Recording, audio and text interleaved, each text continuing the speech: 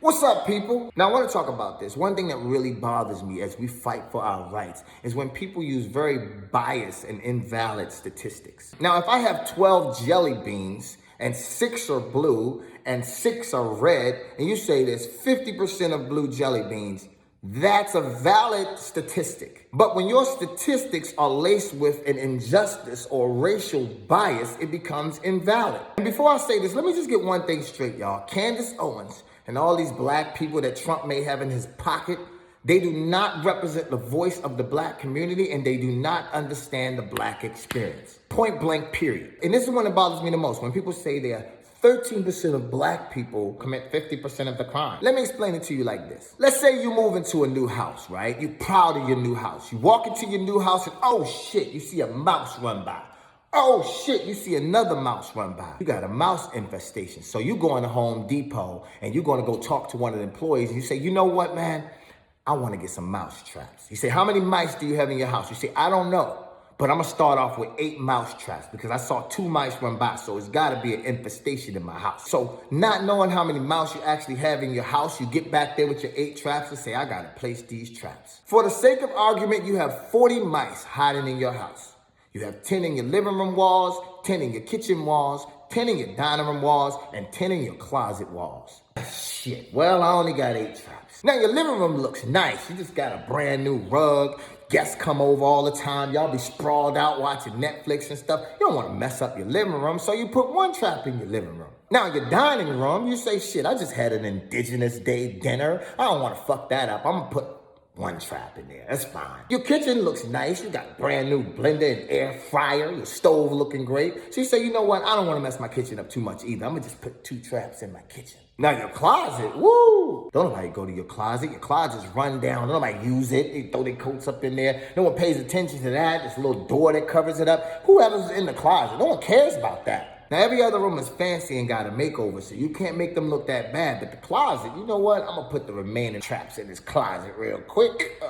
So your 8 traps are set. You go to sleep, you wake up the next morning, you come downstairs, you go in your living room, you didn't catch anything. You go in the kitchen, you caught 1. Oh shit, I got 1. You go in your dining room, you caught 1. Oh shit, I got 2. You go in the closet and bam, almost every trap is full. So you hop back on the phone with your rep from Home Depot. Hey buddy, did you catch any mice? Yeah man, I caught a few, but I'm gonna tell you where the infestation really is. The closet. Man, they deep in the closet. Really? Okay, well, you know what? I'm going to show you some more traps so you can put some more traps in the closet. Now remember, each room had the same amount of mice hiding in the walls. But because you put more traps in the closet and you continue to put traps in that same closet, you'll continue to catch more mice in the closet. Which will make it a very biased statistic to say 50% of my mice are living in my closet. There's criminal activity going on everywhere, but if you're putting more police in the bad neighborhoods or the closet, you're always going to catch more criminals there. Don't think for a second, just because somebody talks well, that they have your best interest in mind. People like Candace Owens are the most dangerous people for this movement. Well, you know that Ahmaud Arbery got in a little trouble 2 years ago. Well, you know, George Floyd, he had some issues in the past, and bitch, shut the fuck up. Has absolutely nothing to do with them getting murdered in that moment. And this one really gets me. You'll see someone complying, right? Then they get kicked in the back. Hey! Stop! And get stomped in the face. Already on the ground and handcuffed, another person records Officer Robert McDonald's stomp on the 21-year-old's face. Well, what happened before that moment? Something had to trigger that armed officer to kick that unarmed man in the back. I guess the best way I can explain it is like this. If you never had an issue with a police officer, they're nice, they wave to you. When you get a little too drunk, they give you a ride home, they call you an Uber, your cousin's a cop. The way you perceive an officer, you can't even fathom what you're seeing online today, because that's not your experience. But that doesn't mean that other people's experiences aren't totally different. No, it's no way an officer can do that. That guy had to be doing something before this moment. No! Well, you're all thugs. There's still more black criminals in jail. I'm gonna tell you how this works without even bringing up mass incarceration or the media. I'm gonna just tell you my story. The first time I got in trouble with the law, I was 14 years old. It was 5 of us. It was me, my cousin, this white buddy of mine, this black girl, and this white girl. And we all decided to go for a midnight swim. The 5 of us, we jump over the pool fence, we get in the water, we playing shark and shit, but then somebody calls the cops. Now when the cops arrive, they got their flashlights blazing and stuff, and this is exactly how it played out. They let the white girl go immediately because her big sister came out, and they put myself, my cousin, the white kid, and the black girl in the back of the squad cars. When they took us down to the station, the black girl was able to call her father, so he came and got her. Now here's where it gets fucked up. They gave our white buddy a warning, and then they gave him a ride home. One of the cops came to me and my cousin and said, we want to teach you boys a lesson, so we're going to hold you overnight. Me and my cousin spent the night in jail. We got out the next day, but we were charged with breaking and entering and trespassing. So we get back to the neighborhood, and our white buddy is like, yo, that was crazy. We got to do that again, man. And we looking at him like, the fuck are you talking about? Ain't nobody trying to go to jail again. Jail? They gave us a ride home. They gave you a ride home last night. So now we have a misdemeanor on our record. A year and a half later, I'm driving my beat up old Chevy Corsica, boom, boom. But my stickers on my car are like a month old, expired, right? I didn't know anything about stickers. I didn't understand all that then. The cops pulled me over. Boop, boop, boop. What seems to be the problem, officer? Well, you got an expired sticker. Oh, no problem. I can go to the DMV, Department of Motor Vehicles, and I can get that fixed. Do you have any warrants or priors? Nah, and what does that have to do with my sticker? So he goes back to his car to check my information. I'm chilling because I know I'm good. So when he pulls up my information, he's thinking this guy just lied to me because he has breaking and entering and trespassing on his record a year ago. He came back to my car and he said, sir, I'm gonna need you to step outside of the vehicle. I'm like, for what? What did I do? Like, just give me a ticket? I step outside of the vehicle, he put me in cuffs and he take me down to the station. He locked me up that day and said, lying to the police. Fuck. So now I got 2 strikes. Cut to 1 year later. We go to a nice little house party, which people all around the world do. I'm dancing at the house party with a couple baddies. The party's over. A fight breaks out in front of the party. Me and my buddy's like, yo, let's get the hell out of here. We walking home from the house party. All of a sudden, an officer pulls up to us and say, hey, y'all know anything about what's going on back there? No, sir. We just walking home, minding our own business. Ain't got nothing to do with that. Ain't even breaking no laws.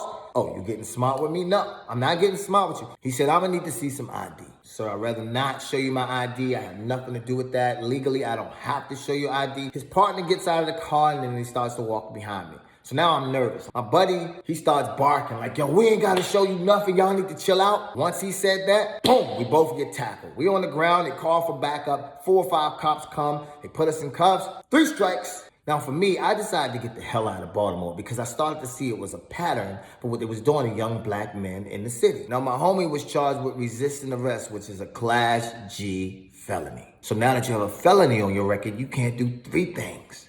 You can't get a job, you can't vote, and you can't own a firearm. So now with no real crimes committed, my homie can't get a job, so he starts to sell weed. So then he gets pinched for that little bit of weed he was selling, and he has to go to court. And you know what the judge sees? You have a felony for resisting arrest. You have multiple misdemeanors. Oh, you're a real criminal. 25 years. So if you're black and you're living in a poor neighborhood, the system ruins your fucking life from when you're a child. They pile these fucked up allegations on you from when you're 10, 11, 12, 13 years old so you can be fucked up as a man. Why are you putting handcuffs on my kid? All he on him, sir? All he was doing was jaywalking. We just want to talk with him. David, we saw the street firsthand tonight. It does not appear to be heavily traveled, and there are no sidewalks. Tonight, Tulsa police tell us the teen who was arrested for jaywalking, assaulting a police officer, and obstruction. There are more black men locked up in jail for weed than every other crime combined. So when you speak about these racially biased ass statistics, you're part of the problem, Candace Owens. Because if that's the case, I'm part of these statistics, my cousin's part of these statistics, my brother's part of these statistics, and every other black man that I grew up with is part of these fucked up statistics. If I hear the quote unquote joke that I don't have a dad, I'm actually gonna lose my shit because people act like they don't incarcerate minorities solely because they want to break our families apart. I know my father, but he is doing time for a murder he did not commit. He is now getting out because they found DNA tests that prove he did not commit the crime. He told the officers he did not commit the crime. I live in Baltimore. That shit is normal here. And then because a couple lucky ones like myself make it out, oh, oh, well, shit, you know, you guys have equal rights. I mean, look at Daystorm Power. He's living in a big house in Hollywood. Fuck that. You didn't treat me no different. I'm the same nigga that lived in Baltimore streets. I'm the same nigga that lived in Harlem and Brooklyn. I'm the same nigga that had 6 guns to my head in front of my child. Don't separate me because of my wealth. I still got this skin. To all my young black men out there,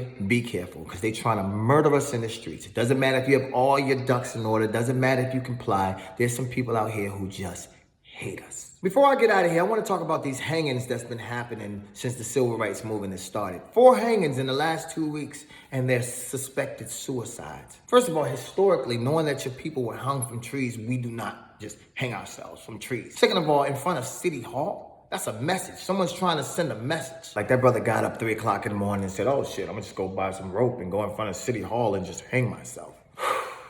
Lord help us. Yo, on a brighter note, changes are happening right before our eyes. Keep protesting, keep signing petitions, stay in these motherfuckers' faces. It's gonna be a long road, but we're gonna bring this shit home. No justice, no peace.